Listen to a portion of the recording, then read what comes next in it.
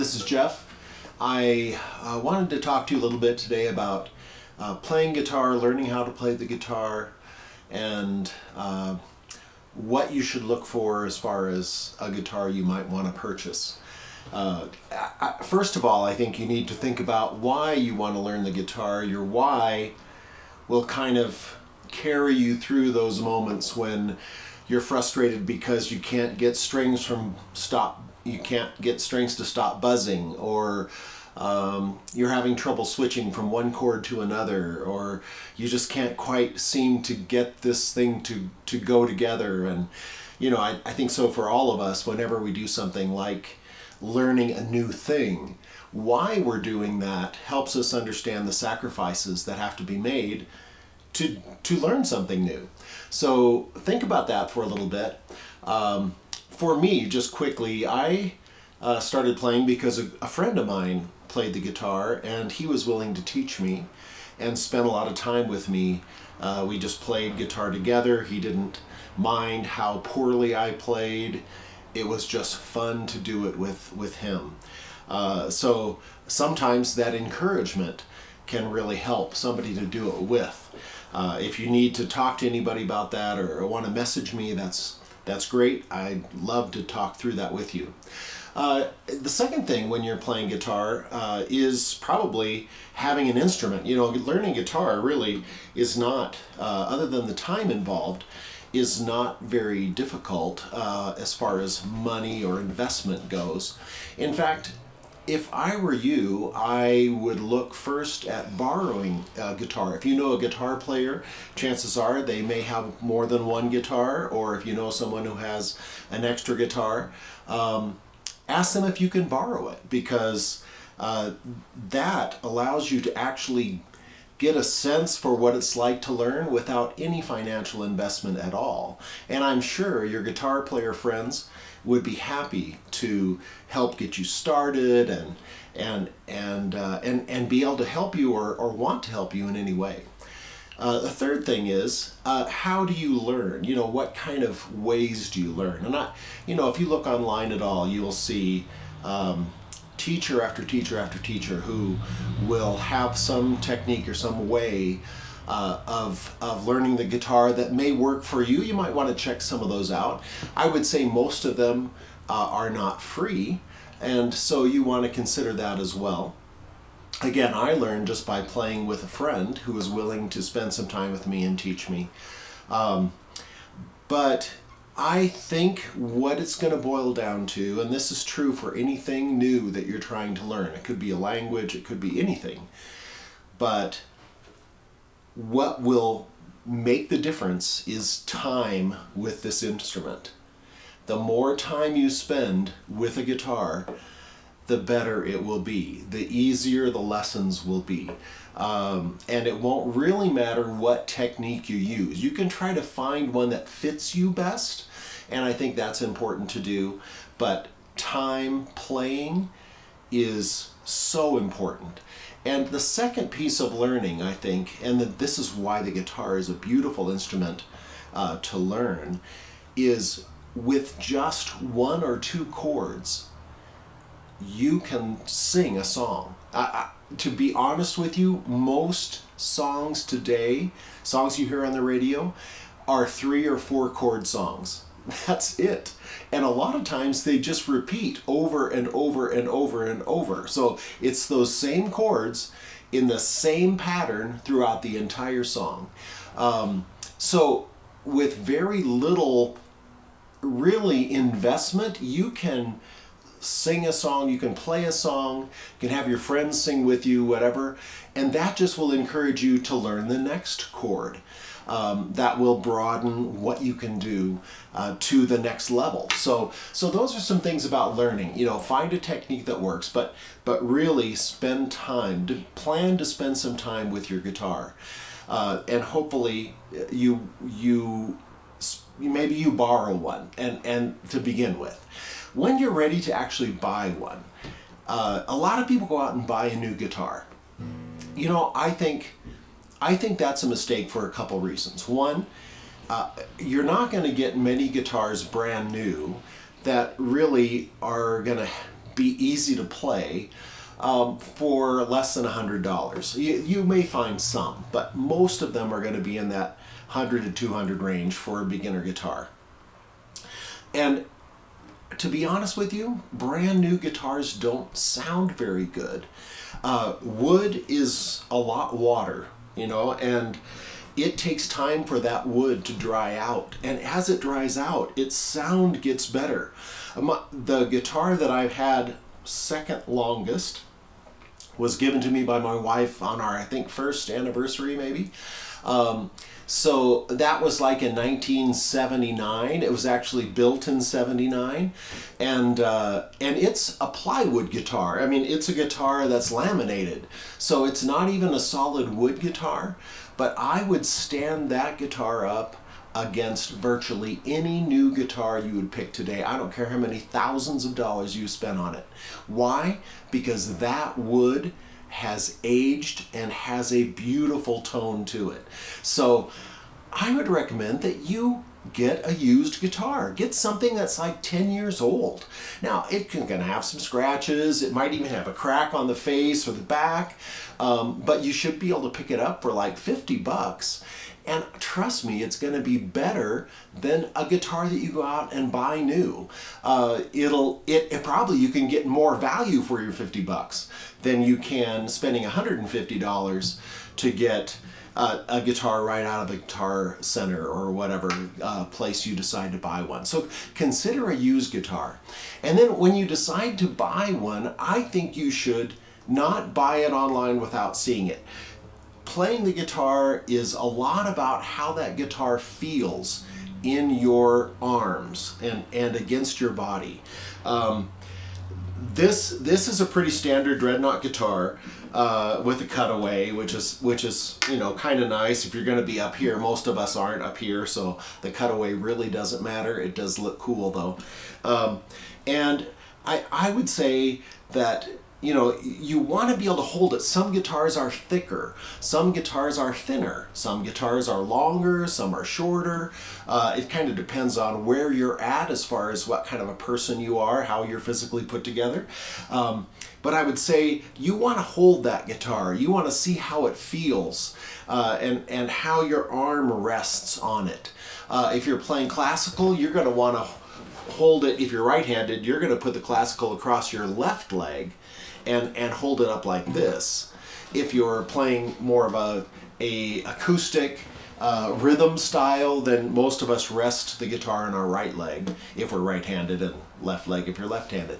So it's just like, how does that feel? So try it out, get a sense for it. And then when you get that new to you guitar home, there are a couple things you can do to help yourself out right at the beginning. One is, I would put new strings on it.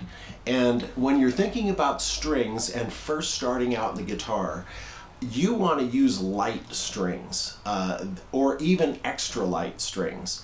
It's going to be easier on your fingers. And now, I would say this is for an acoustic steel string guitar. I started out on a nylon string guitar, classical, and so that wasn't as punishing on my fingers. Nowadays, I would say I have creases in my fingers all the time, calluses on my fingertips, and because I'm just playing the guitar a lot. So I would say you want to get those extra light strings, and new strings help a guitar sound brighter and better.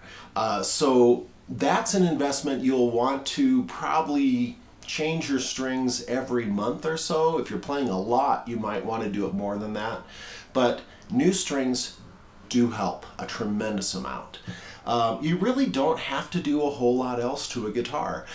Make sure that the tuning machines, these things up here, make sure that they turn easily. If they don't, you probably don't want to get that guitar. You can buy new ones and put them on, but that's just extra work and extra expense. So make sure the tuners work. Make sure it's not that the action is like this, the distance between the string and the fingerboard, that little thing there. Make sure that's not too distant. Most guitars come with a truss rod, a metal rod that goes through the fingerboard, and you can adjust the neck relief, how much the neck is actually bending with that truss rod. A luthier can do that for you. I can help you understand how to do that if you want. It's not that difficult. But just initially, you want to make sure there's not a lot of space there, and then you want it to feel right, on your fingers. Press down and just look at those things. Does the guitar feel good to you? So those are just some basic things. I'll tell you a little bit about this guitar. This is a Carlo Robelli. Carlo Robelli's been around since the 1930s. They have been made in several different countries. And a while ago, the Sam Ash Music, a music store, bought Carlo Robelli, and it became their house brand. They're like their beginning brand. If you went in and you wanted to buy a guitar, and you were looking for beginner to intermediate guitars, they would recommend, hey, well, we've got this house brand. It's a little cheaper than the others because it's our own brand, and it's a reasonably good guitar. And I would say, yes, it is a reasonably good guitar. It's a great instrument, really. It's a solid wood instrument. In other words, it's not like my first guitar is not plywood.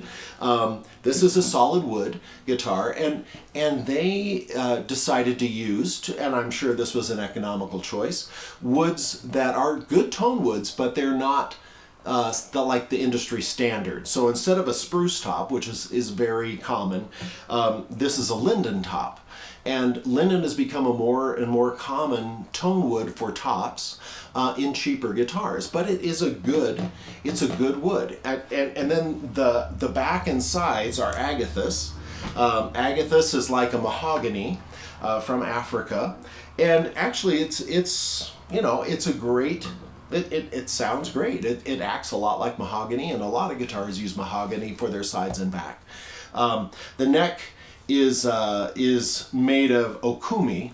Okumi is another African wood. I would say the only negative about okumi is it tends to crack, so you want to be a little bit careful with that. But otherwise, it is also a good tone wood, and this has a rosewood fingerboard and a rosewood bridge. This one happens to be bolted in under these little things here, which is important. Fingerboard, the pick guard, that helps too if you're going to be strumming. But I would say the challenges with the Carlo Robelli is they come with plastic saddle. That's this thing right here, the saddle, and a plastic nut, which is this piece right here. So what I've done with this guitar is I've just replaced those. It's not really difficult.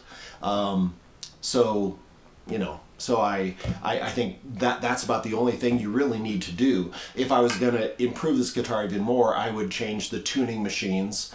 I think they could have gone a little more expensive on those. One of these, the A, is a little difficult to turn. I can turn it; it's not a big deal.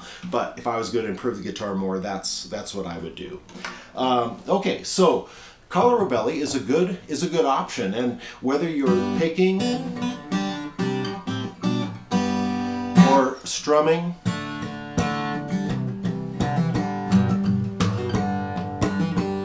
it will play well for you. It'll do well for you. Like I said, keep new strings on it.